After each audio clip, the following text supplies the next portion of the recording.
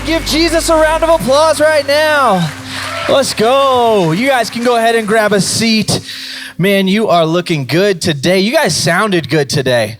Turn to the person next to you and say, you sounded like an angel.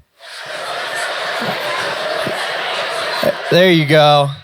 There you go. Some of you, that was rough. That was rough for you. You're like, I can't lie in church, right? I don't know. You guys are awesome, man. My name is Todd, and I am the next gen pastor here, which means I get to oversee the amazing staff that run the ministries to our kids, to our youth, and to our college and young adults. And man, I am just excited to be here with you guys today. I'm excited about what God is going to do this morning. I was about 18 years old, and I gathered up my friends, and we put all of our teenage boy brain power together, and we came up with an amazing idea. It was an amazing idea. We lived close to this big church, and they had a private school on their campus, and so we decided we were gonna play a game of high stakes tag. All right, we're gonna go play tag, and here's how this was gonna work. There were 3 security that were always patrolling this campus. And so we were gonna go on campus and just get their attention, not do anything too bad, but just get their attention enough to where they would chase us.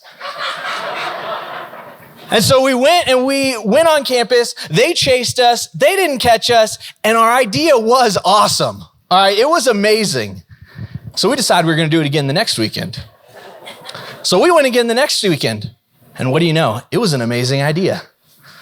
The 3rd weekend in a row, we decided to go back. Now, we didn't realize that security was kind of catching on by this point.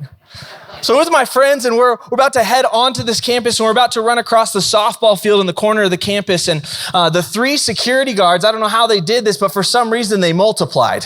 I don't know what was going on, but we start running across this softball field, and all of a sudden it's not 3 security, it's like 12, and they're coming from every angle. So we're like, it's game on, baby, let's go, right? So we take off running. I'm running this way. Friends are running the other way. They're kind of all spread out, and the security are right behind me. And I'm like, I'm gonna outrun these guys. And then he says something. Security goes, you need to stop, I have a gun. And I'm like, no, you don't, it's California. It's really hard to get those. You can't do that. So I'm running, I'm like, I'm out of here, I'm going. And then he goes, I will shoot. And I thought for a second, what if he actually means it? What if he actually means it? Because if he does, it could have some serious consequences for my life. It could have some serious implications for my next move and what I'm gonna do in light of it.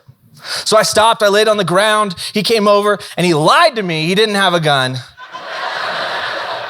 But it's all good, right? It's all good, I'm here today. We're in a series right now called What If, and the idea behind the series is what if Jesus actually meant what he said? Because if he did, it could have some serious implications for our life. It could have some serious implications for our next move. If Jesus really meant what he said, it should change the way that we act in light of that. If you have your Bibles, we're gonna be in Luke chapter 15 today. Luke chapter 15, it'll be on the screens as well. And I am fired up about today's message. I am fired up about what God is going to do and what he wants you to get out of today. Anyone in here ever lost something valuable?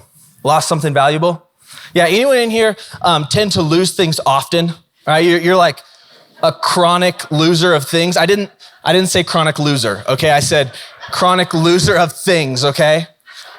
That's my wife. My wife will lose everything. She's never met something she can't lose, right? She will lose everything. I don't know how she's hung on to me this long, but she will lose everything, valuable things. She'll lose her keys. She'll lose her wallet. She'll lose her sunglasses. She loses things often. Luckily, we live in a day and age where there's technology for that. Apple came out with this thing called an AirTag. What you do is you hook it up to the valuable thing so that when you lose it, you can look on your phone and you can see exactly where it is. So you don't end up losing what's valuable, because what's valuable you want to find, and it ensures that it's found. Also through Apple, when you buy something, you can engrave it, you can get stuff on it. So I wrote, I love you when I gave it to her, just in case she took it the wrong way. So it was awesome, it was perfect.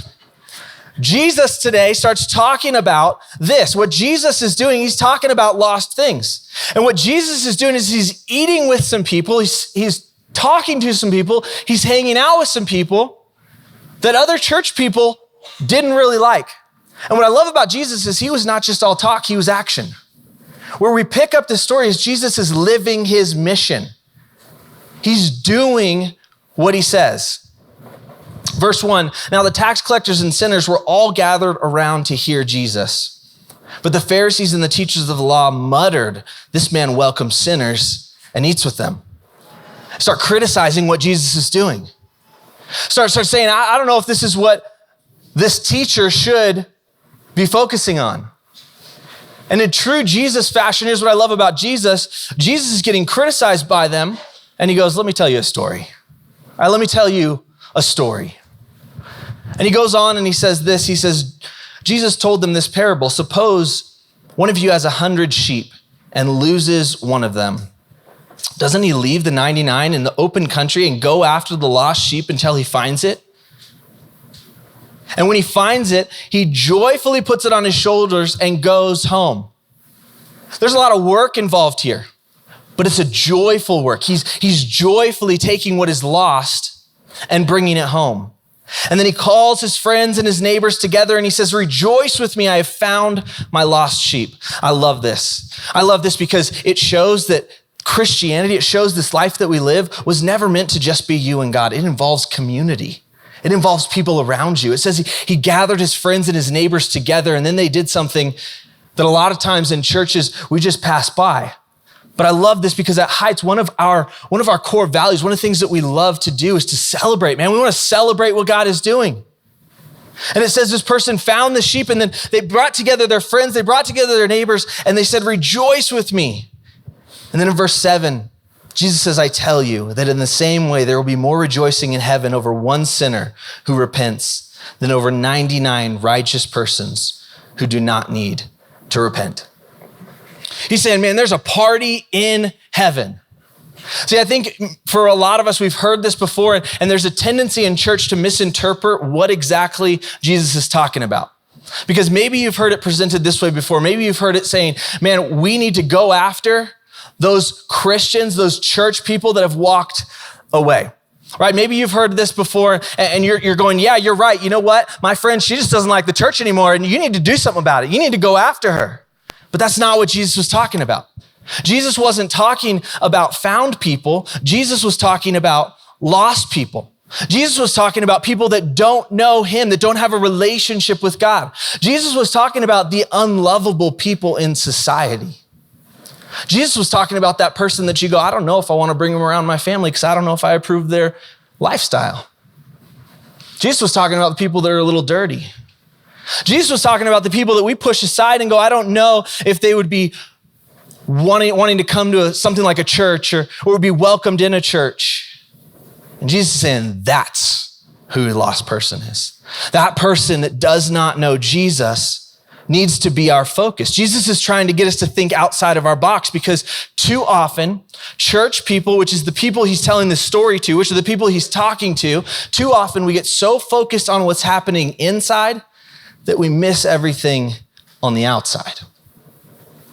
We get so focused going, man, I came to church today and they sung my song and I stood there and I sung with arms high and heart abandoned. I was there, right? You're like, I loved it. It was awesome. Fired me up. The coffee was tasting great today. And then you go to your life group and you're like, I hung out with my friends and it was amazing. And we went really deep and we just have great relationships and it's awesome. And we focus so much on the inside that we miss a lost and dying world around us that desperately needs Jesus. And Jesus is going, no, hold on. You're missing the focus and what it should be. He goes, maybe sheep aren't your thing, right? Maybe the whole sheep thing doesn't land with you. Let me tell you another story. And Jesus goes on and he goes this in verse 8. Or suppose a woman has 10 silver coins and she loses one. Doesn't she light a lamp, sweep the house and search carefully until she finds it? Again, there's care involved. There's intentionality involved. And when she finds it, she calls her friends and neighbors together and says, rejoice with me, I have found my lost coin. And in the same way, I tell you, there's rejoicing in the presence of the angels of God over one sinner who repents. See, when I hear this, I go, okay, that's great. That's great that we're searching for this lost thing, but what about me? Like, I'm found. Am I just not, like, am I chopped liver here? What am I, right? Like, we think in church, do I not count? And here's the thing. This story does not devalue the others. It doesn't devalue the things that are found. The other 9 coins matter. Each one of these coins would have represented a full day's wage. Right, a full day's wage. And so 9 days' wage, that matters, right? You know that if you work for something, you understand the value of it, right? When I was growing up, my dad used to irritate me so much because he cared about every single light that was left on. You know what I'm talking about, right? Every single light. He would like wait outside my room and just be like, did you turn your light off? Like, dude, you're annoying me, right? Like, why did he care so much?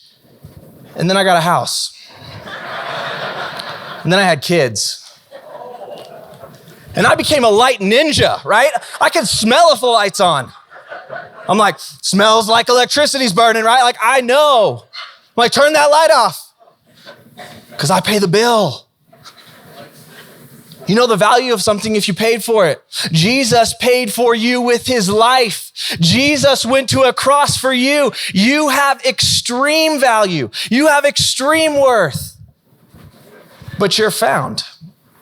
The story isn't about you. It's not about found people.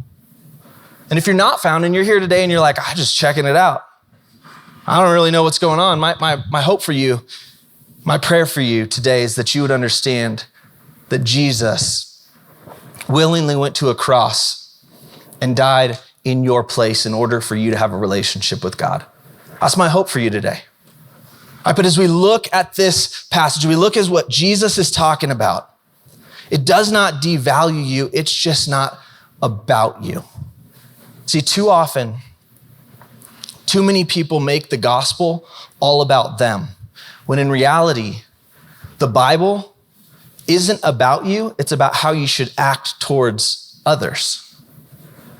It's how you should treat those around you. And the importance of this is this. The reason why Jesus tells these stories is because these stories reveal Jesus's heart. These stories reveal his heart. They tell us what it is that Jesus, where his heart is. You want to get to know what somebody is passionate about and what they care about? Listen to what they talk about. Listen to what they say. Anyone have any relatives that you only see maybe like once or twice a year? Kind of thing like that, big gatherings? Yeah, I had a lot of cousins, a lot of aunts and uncles, big family gatherings. And there were a lot of times where we would be hanging out at our family gatherings and there were people I just couldn't get to talk to. And it would be years and years of not being able to talk to them. And I'd have cousins that went from like this tall to this tall to this tall every time I saw them. A couple of years ago, I was talking to a cousin of mine, just asking him about his life, listening to what he talked about, listening to things he was passionate about. I found out that as a junior in high school, he'd taken all the college math classes he could find around him. And I was like, I don't know how we're related. Like, I don't know. I don't get it. But I listened to what he's passionate about. I listened to what he talked about, and it revealed his heart. See, Jesus is talking about lost people. Jesus is talking about what he's passionate about. Jesus is talking about the core of what his mission is right now, right here. This is Jesus' heart. What if he actually meant it? What if these aren't just words that we read and we listen to in church and we go, okay, good job? What if he actually meant that this is what he cares about and this is his heart? And if he did, it needs to be our heart as well. It needs to be our heart. We need to have a heart for the lost. If this is what it's about, that means that God and his people, they pay attention to sinners and they seek to find the lost. What it means, if this is what it's about, it means that the church's primary task is to find the lost, not simply protect the saved. It means we need to be focused on those outside. See, what if Jesus actually meant it? And if Jesus actually meant it, then there are four things that you need to do to reach the lost. 4 things that you need to take and go, okay, these are things that I can use in my life to reach lost people. First is this, is to take responsibility. Take responsibility. The people in this stories, the people that lost the sheep, the people that lost the coin, what they did not do is they did not hire someone to go look for it. They took responsibility for it. Man, my kids, every time they lose something, they always come to me to ask if I can find it for them. My 3-year-old, she has her little blanket. She calls it her BB. And she's like, Dad, where's my BB? I'm like, I don't know. And she's like, well, can you find it for me? I'm like, I think you're the one that lost it, right? I think it's your responsibility. And for some of you might be going, yeah, this is a great idea, Todd. We should be reaching lost people. But isn't that why you're here? Isn't that why John is here? Isn't that why we have a staff? We tithe and we pay you to do it. So why aren't you doing it? And listen, these people said, no, I want to take responsibility. If you're a follower of Jesus, your responsibility is to reach lost people. It's to reach lost people. And the truth is this, is that you can bring joy to heaven. You can set off a party in heaven by reaching lost people. It says that there's a party in heaven. Man, you could be the party person. When you come walking through, they're looking down from heaven and they're like, here comes the party person. They're just waiting. They're like, what is he going to do next? That could be you. That could be Heights. What if we turned into the church in heaven where they go, oh, there goes Heights again. Party's about to start. Some of you like to party. Few of you are like, sounds loud. I don't know. One of the things I love about Heights is if you've been around church, you know that there's church membership. Church membership is the thing. And at Heights, we don't call it members. We call them partners. And here's why. Because members like to come to a place where they can just be served, but partners understand that they are in the mission together. You guys are the church. This is the church right here. The church isn't a building. The church isn't a pastor. You are the church. It is your responsibility to step up, because if Jesus said our focus needs to be lost people, then we need to step up to reach them. Because the truth is this, church, found people find people. If you've been found, your job is now to find others. Your job is to seek the lost. You got to take responsibility. Next is this, is you got to get out of your box. What Jesus did is Jesus broke the box. Right? Jesus is doing what is totally opposite of what people think should happen in this moment. He's eating with people that are outcasts. He's eating with people that are lost. He's hanging out with people that the church people are looking at going, wait a second, that's not how it should be done. And Jesus says, I want to break the box. See, the people in this story, they stopped what they were doing in order to seek what was lost. Like, I find it really hard to believe that this lady who lost her coin was like, man, you know what I want to do tomorrow? I just want to look all day for this lost coin. Right? Like, I find it really hard to believe that this person who lost their sheep was like, yeah, I just want to go and like search for this sheep. Because I'm guessing it wasn't like 5 feet away. Like, I'm lost, right? Like, it was probably a little bit more of a search. Like, there was probably a lot of things that they would rather be doing, but instead they were seeking what was lost, right? They had to put aside their agenda and what they wanted in order to seek the lost. I'm a San Diego guy, born and raised in San Diego, and what that means is that I cannot handle weather. Like, of any sort, I can't handle weather. I've been freezing for 3 months straight here, okay? And everyone's like, it's a mild winter. It's a mild one. It's 20 degrees in the morning. That's not mild. Some of you guys need to go to San Diego. Just saying. I'm a wimp. But even more so when it comes to driving in weather. Oh, you guys drive when white stuff falls from the sky, right? I'm like, what are you doing? You're crazy.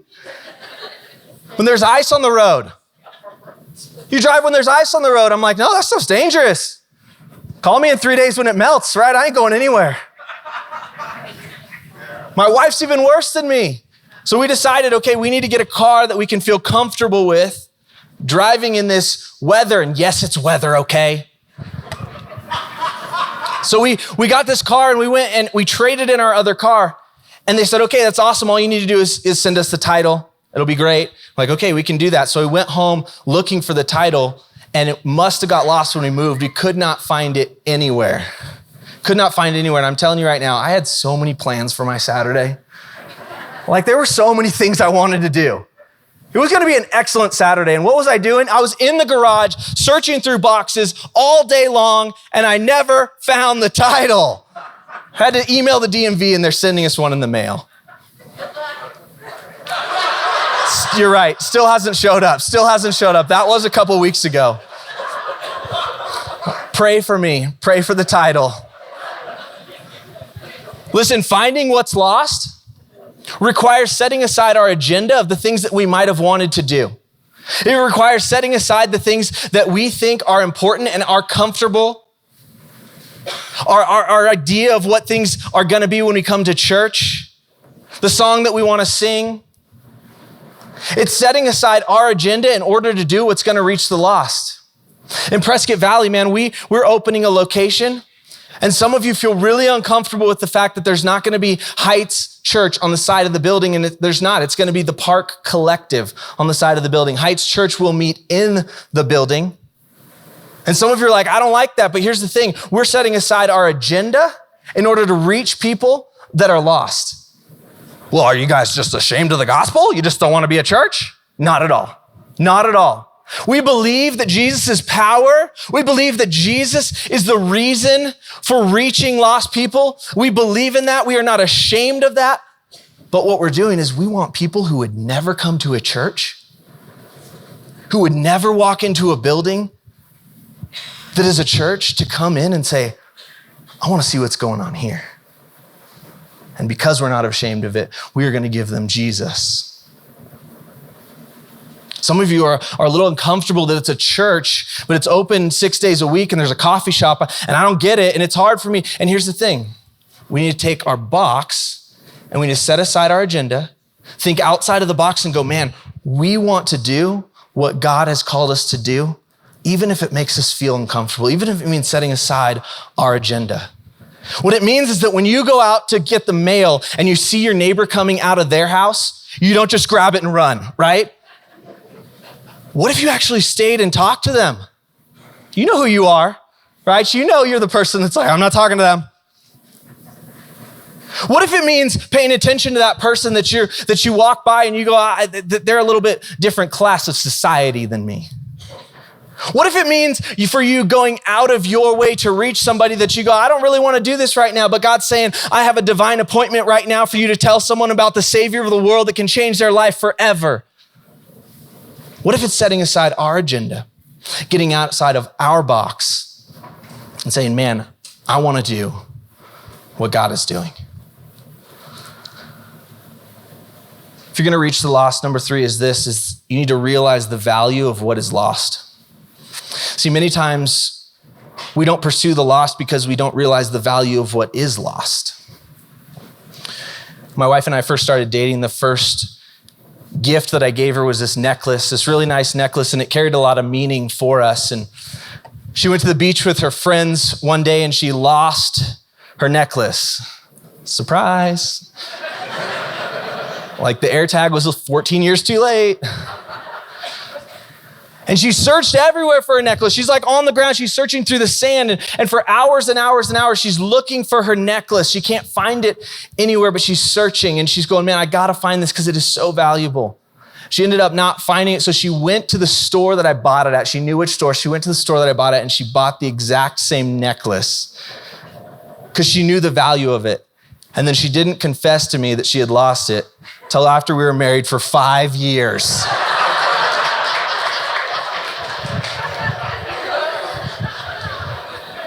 Listen, when you know the value of what's lost, it changes the level of intensity to which you look. See, we hear statistics all the time. We hear statistics. John, over the last few weeks, has talked about the rising percentage of people that don't believe any religion. They don't want to associate with anything. And we hear that, and you might be like, well, I know that because the world's getting bad, right? And that might be your response, but it doesn't register what it actually means. You'll hear the statistic of us saying, man, 80% of the people in our area don't know Jesus and don't attend a church. And we'll hear that and we're like, oh, that's bad. You're right. I don't think we understand what it means. What it means is that 8 out of the 10 people that you see each day are headed to an eternity apart from Jesus.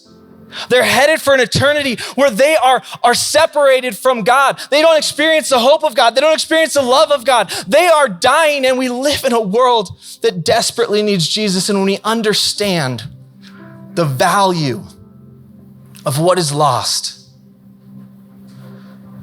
it changes our motivation to find it. Owen will talk about it in a minute, but we have these invite packets, these invite cards that you can hand out to let people know, hey, Heights is coming to Prescott Valley. There's someone in your life that needs to hear that.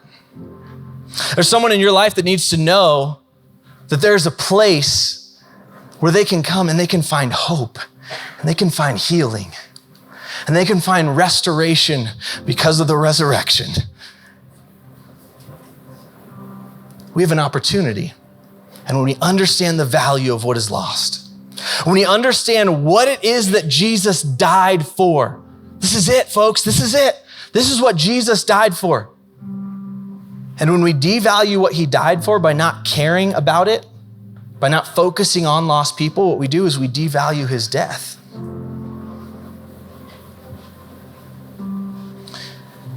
We got to take this as a personal responsibility. We got to get outside of our box. We got to realize the value of what's lost. And last is this.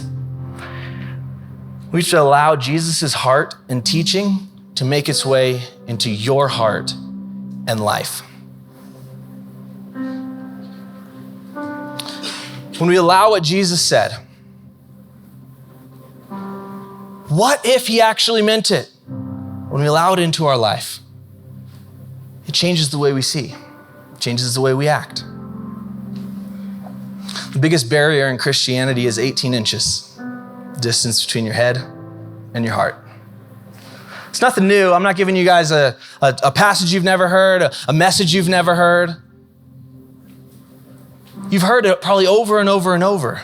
But we have to allow what Jesus has said and what Jesus did to get from here to here. The truth is this, church. Jesus was beaten. Jesus was bloodied. Jesus was mocked. Jesus was spit at. Jesus took the weight of the world, the sin of the world on his shoulders. And he willingly went to a cross. Man, he's God. He could have done whatever he wanted, but he willingly stayed on a cross for you. He willingly paid the price for your sin on a cross so that you could have a relationship with Jesus. And he did it for you and for everybody else. Man, I'm fired up, church. I'm fired up. And here's why, because I know, yeah, let's go. Come on, somebody get excited.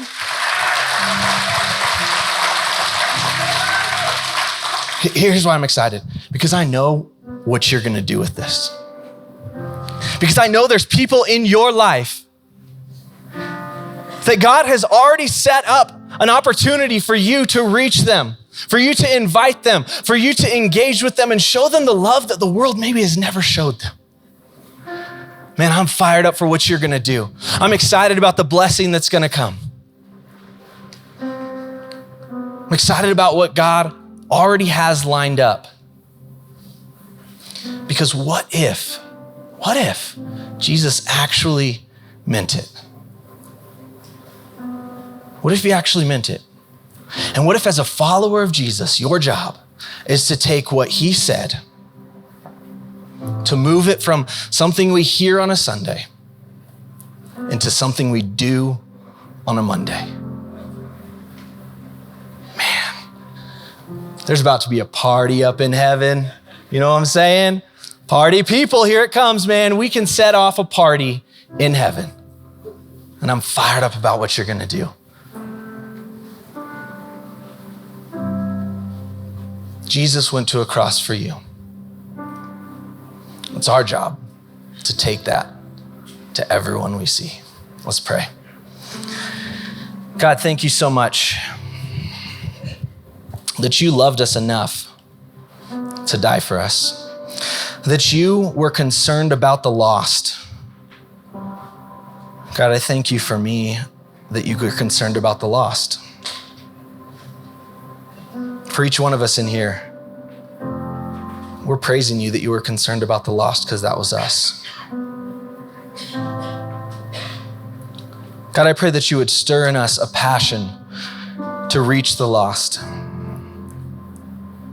God, you would help us to step out of our comfort zone and step out of maybe the nervousness we feel in order to have a conversation, to reach the lost, to pick up our head from the focus of inside and start seeing outside. Lord, I thank you for what you're going to do.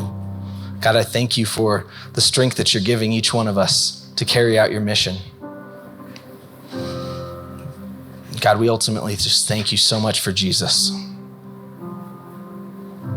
And it's in his name that we pray. Amen.